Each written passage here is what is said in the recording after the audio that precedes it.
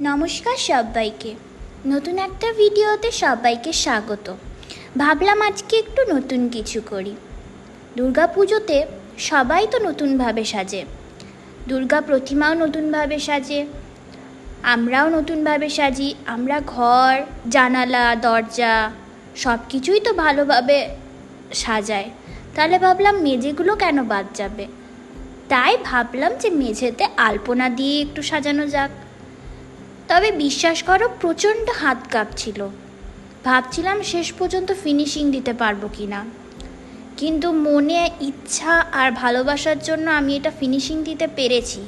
তবে আমি যেরকম মান্ডালা আর্ট করি সেই অনুযায়ী এটা তো খুবই একটা সামান্য আলপনা, কিন্তু এই সামান্য জিনিসই অনেক সময় দেখতে বেশি সুন্দর লাগে।